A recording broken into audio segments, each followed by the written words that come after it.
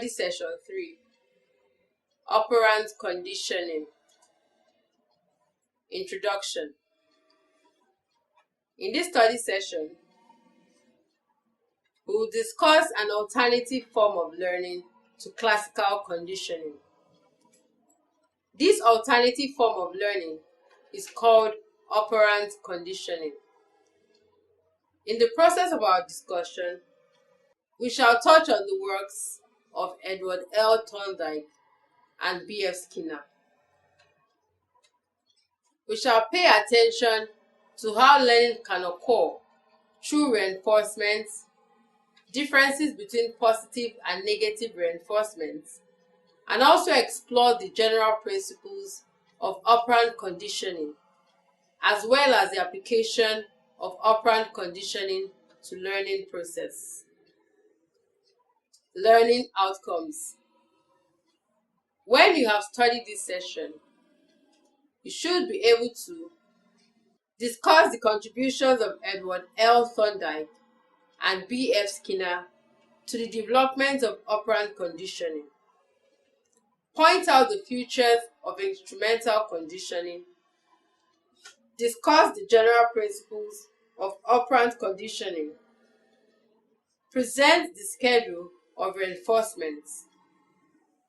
Apply operant conditioning to practical use and differentiate between classical conditioning and operant conditioning. Contributions of Edward L. Thorndike and B.F. Skinner to the development of operant conditioning. Thorndike's law.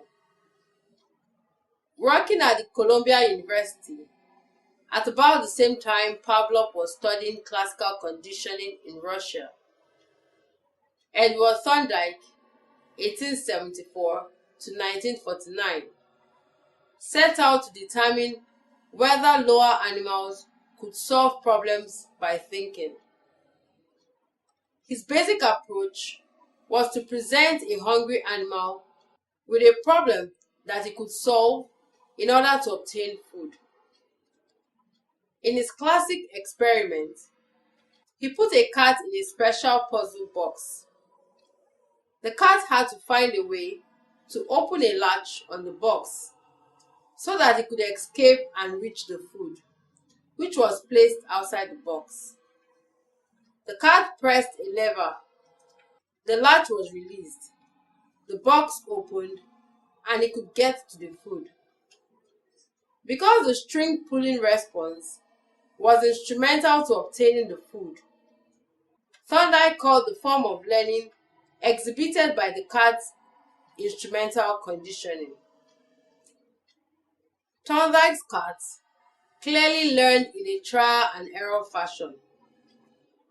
The cat in the box did not simply look around, then calmly stroll over and pull the string.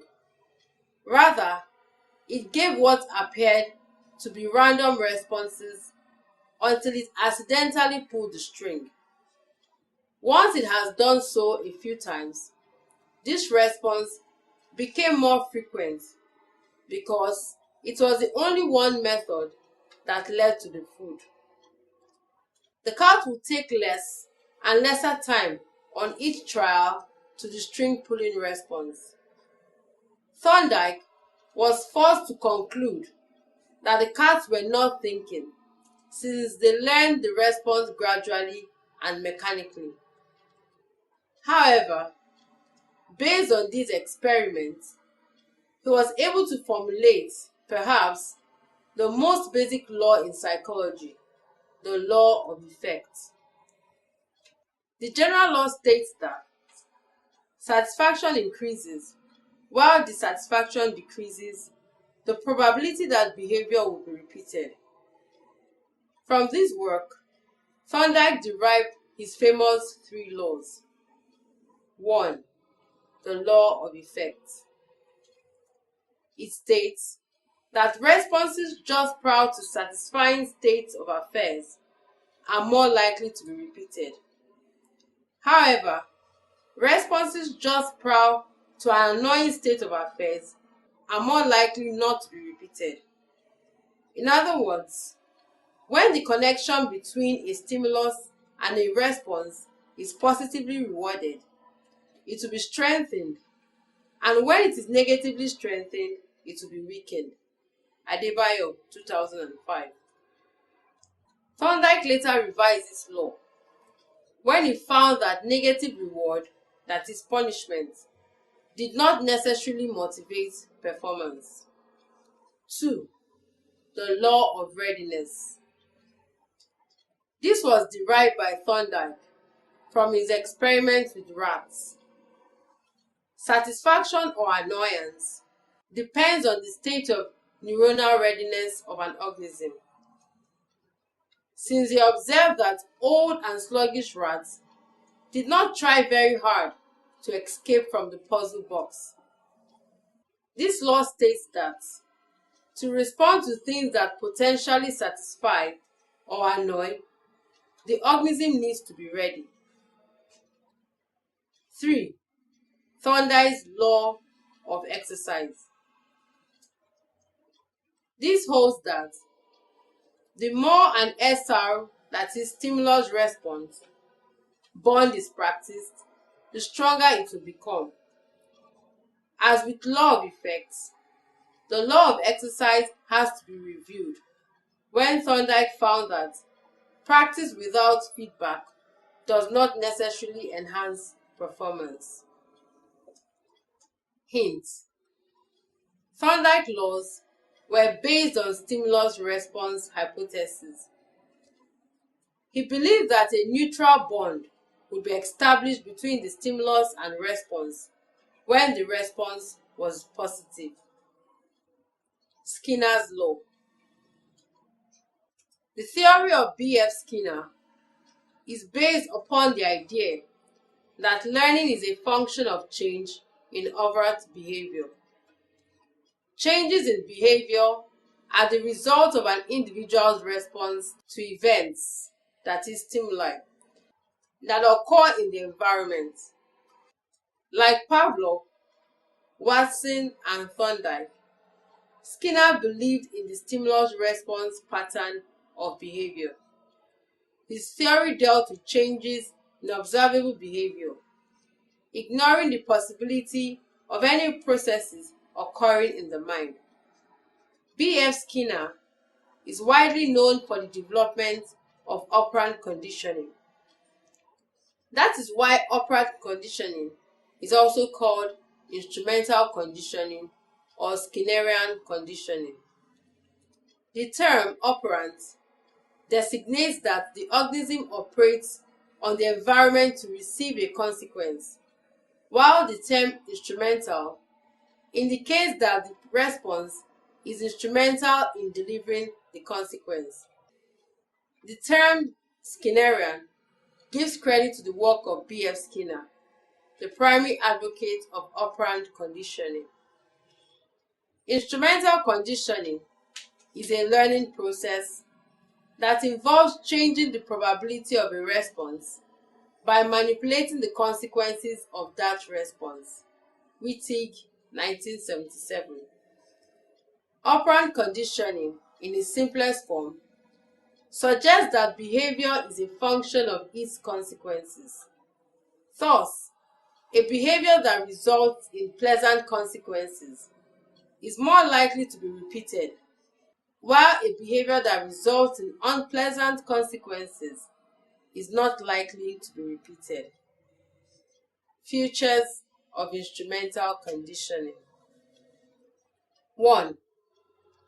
Instrumental conditioning is concerned with the acquisition and retention of instrumental responses, as well as the elimination of undesired responses. 2. Instrumental response is a voluntary response made by an organism. These responses may be learned in a sequence or chains of behavior, so that the end result is the attainment of a desired goal. 3. Contingency of reinforcement. Generally, instrumental conditioning occurs in situations where the actual delivery of reinforcement depends upon the appropriate response being made. This is called the contingency of the reinforcement upon the response. Suppose a student is told that he must make a certain grade in his examination before he will receive a special gift. This is a contingency situation. The accomplishment of the specified grade is the instrumental response. The gift is the reinforcement. And the giving of the gift is the contingent upon the successful making of the grade. General principles of operant conditioning. Shaping. This is the gradual process of reinforcing closer and closer approximations of a desired behavior. For example, a naive, hungry rat put in a Skinnerian box has no way to figure out that pressing a bar will produce food.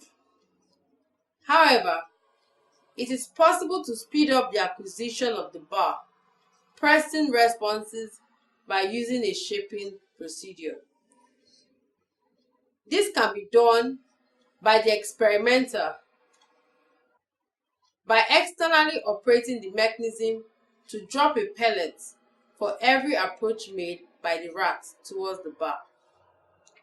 Approaching the bar and touching the bar represent forms of behavior that are closer to the desired response of bar pressing. Shaping can also be used to facilitate language acquisition of a growing child. For example, a child trying to pronounce either daddy or mommy may not be able to pronounce the word at once. But any attempt by the child at saying something like da or mo may be encouraged with a smile from the mother. Though da or mo is not the correct response, they are approximations to daddy and mommy. Extinction. Responses that are not reinforced are not likely to be repeated. As in classical conditioning, extinction in instrumental conditioning is the process of withholding or withdrawing reinforcements following the desired response. The consequence of its withdrawal is a decrease in the rate of responding until it reaches the preconditioning level. Reinforcement. The term reinforce means to strengthen. Reinforcement is used in psychology to refer to any stimulus which strengthens or increases the probability of a specific response. Reinforcement is any consequence that has the effect of increasing the probability that the preceding behavior will be repeated. Thus, a reinforcer is anything that follows behavior and influences the probability that the behavior will be repeated in future. Reinforcers can be positive, such as giving praises, or negative, such as verbal reprimand. A. Positive reinforcement. This is a reward that follows a desirable behavior. In other words, positive reinforcement means that the presence of a particular stimulus serves to strengthen or maintain a response. An increase in the stipend usually given to a student following his or her high performance at the end of the session is an example of positive reinforcement. Its effect is to maintain or increase the frequency of a desired behavior, that is, high performance in his or her studies. B. Negative reinforcement. This is another means of increasing the frequency of a desired behavior. Rather than receiving a reward following a desired behavior, the organism is given the opportunity to avoid an unpleasant consequence. For example, a study sessionaire may habitually criticize students for late coming. To avoid criticism, a given student may decide to routinely come early to class to suit the study sessionaire. The student is doing the desired behavior, at least from the study sessionaire's viewpoint, to avoid an unpleasant or adverse consequence, the criticism. Negative reinforcement is understood as taking something away in order to increase a response. Taking away a toy until a child does his home assignment, or withholding payment until a job is complete, are examples of negative reinforcement. Basically, withholding or removing something of value is meant to increase a certain response or behavior. It is easy to associate negative reinforcement with a decrease in the rate of response. But this can be taken care of if one remembers that whether positive or negative, reinforcers always increase the rate of response. The basic thing to know is that the response rate increases when positive reinforcers are presented as well as when negative reinforcers are removed. C. Primary and secondary reinforcement. Reinforcement can also be classified as primary or secondary. A primary reinforcement is one that is unlearned. Examples are those reinforcements that satisfy the basic physiological needs, such as food, shelter, water, and sex. Social reinforcers, e.g., praises and attention, are important to humans and some animals. They are also classified as primary reinforcers. A secondary reinforcement, on the other hand, is learned. Secondary reinforcers are satisfying because they have been initially associated with primary reinforcers. An example of this is money. It is not important on its own, but its usefulness lies in the fact that it has been associated with obtaining primary reinforcement. It is possible to use money to buy food, build a house, etc. Other examples of secondary reinforcers include tokens, grades, status, and approval. D. Aversive stimulus. An aversive stimulus is one that the subject finds obnoxious or unpleasant. For example, a naive rat is placed in an electrified Skinnerian box such that it receives mild electric shocks that makes it uncomfortable. If pressing the bar could terminate the electric shocks, then the electric shocks constitute the aversive stimulus, while the termination of the shock is the negative reinforcement, which strengthens the bar pressing response. Escape, avoidance, and punishment. In the preceding examples, the bar pressing response terminated the aversive shock. Such a response represents escape behavior, that is, a response that removes an already present aversive stimulus. In escape, the subject experiences the aversive stimulus, but subsequently gets away from it. Avoidance responding means that an organism responds in a way that keeps an aversive stimulus from being delivered. In avoidance aversive control, the subject refrains from emitting a particular response and never experiences the aversive unconditioned stimulus. For example, a person who quits smoking may avoid visiting his or her old friends to stop him from going back to smoking. Punishment is presented as an unpleasant or aversive consequence of undesirable behavior. In contrast to escape, the subject is not able to get away from the aversive stimulus by an active response.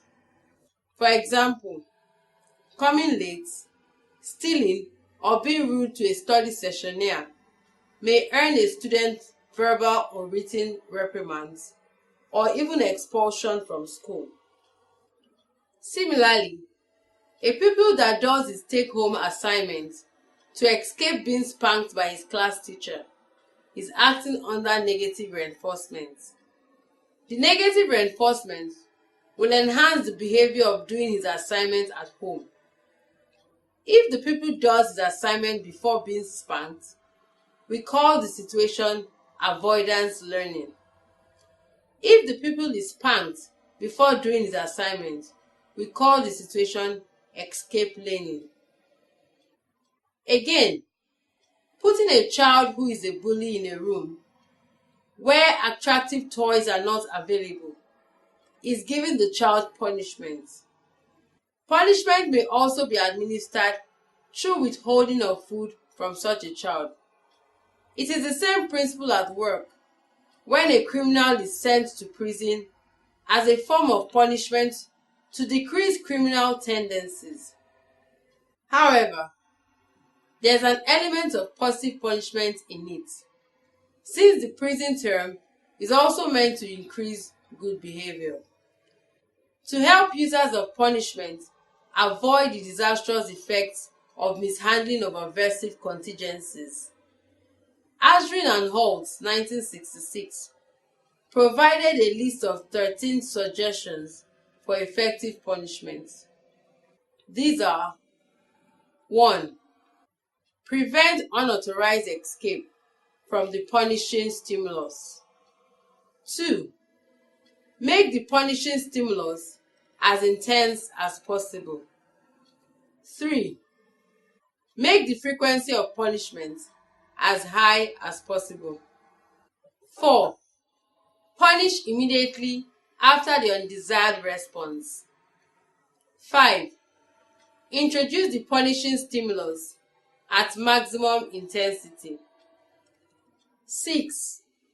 Punish only for brief periods to avoid adaptation and habituation by the subject.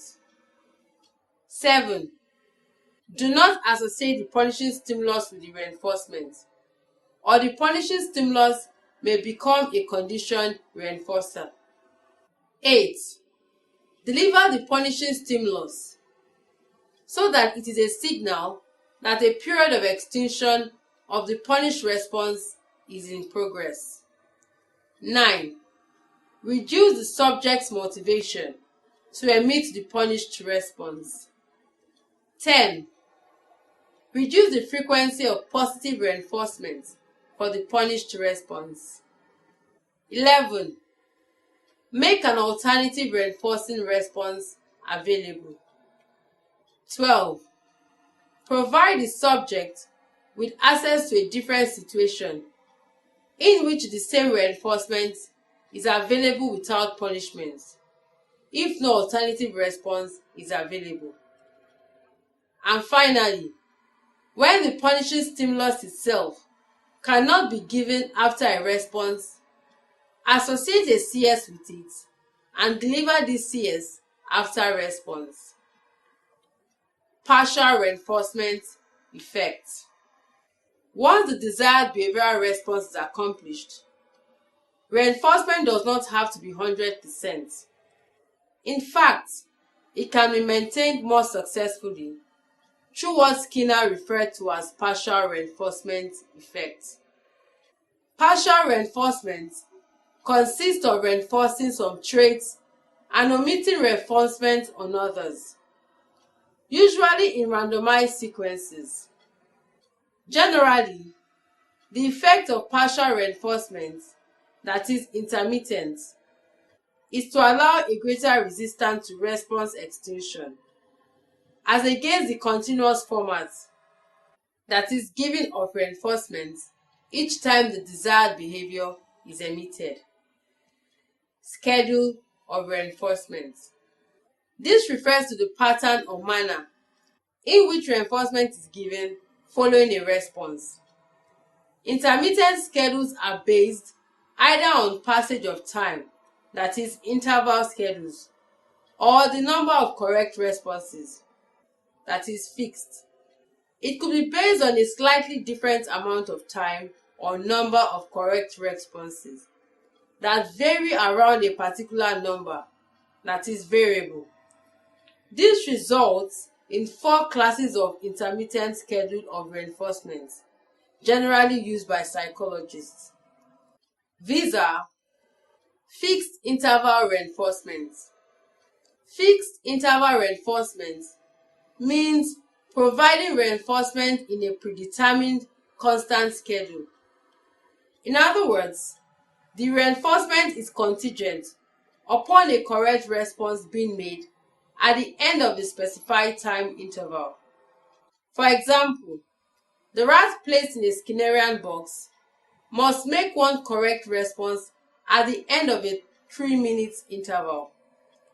Responding is not required at any other time during the interval, and the interval never changes. Another example is a managing director of a block molding industry that drops by at his factory site every Friday afternoon to give commendation to his workers. This may not necessarily maintain high levels of performance. If the employees know that the manager will drop by to check on them every Friday at 2 p.m., they are likely to be working hard at the time, hoping to gain praises or avoid the manager's anger. But on other days, the employees may not work as hard as possible because they already know that the manager will not come. Variable interval reinforcement. This schedule also uses time as the basis for applying reinforcement, but varies the interval between reinforcements. Reinforcement is contingent upon the subject giving a correct response at the end of a period, which may vary. Our manager may decide to visit his factory any day instead of his usual Friday. This is an example of variable interval reinforcement. Thus, he may vary his time of visit from day to day.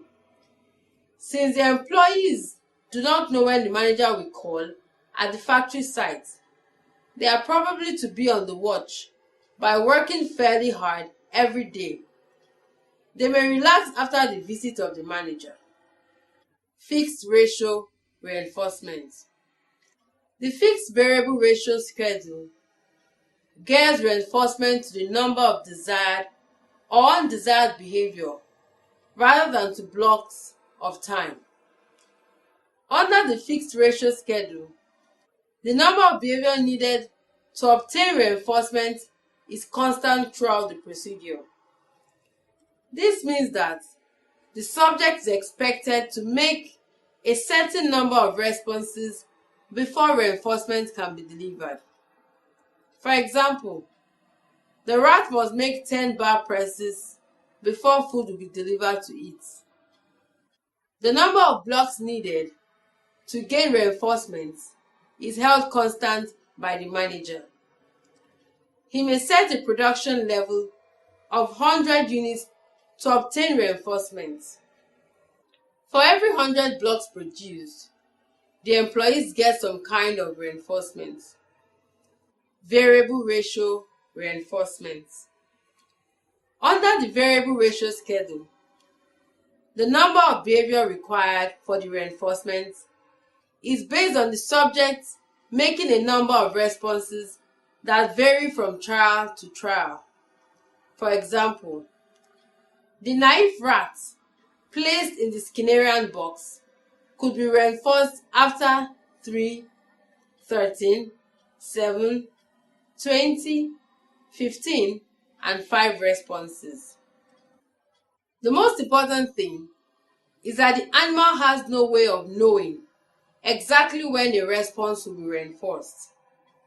Variable interval and especially variable ratio schedules produce steadier and more persistent rates of response because the learners cannot predict when the reinforcement will come, although they know that they will eventually succeed.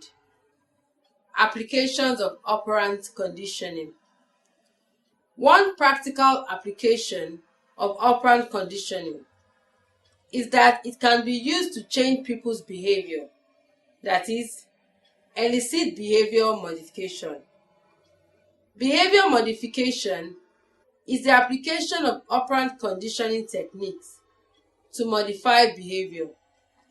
It may be used to help people with a wide variety of everyday behavior problems, which include obesity, smoking, alcoholism, delinquency, and aggression.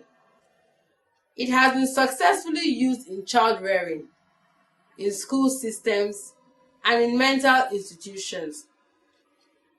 It requires that we understand how to administer various types of reward, and that we observe the responses to these rewards by particularly reinforcing acceptable responses.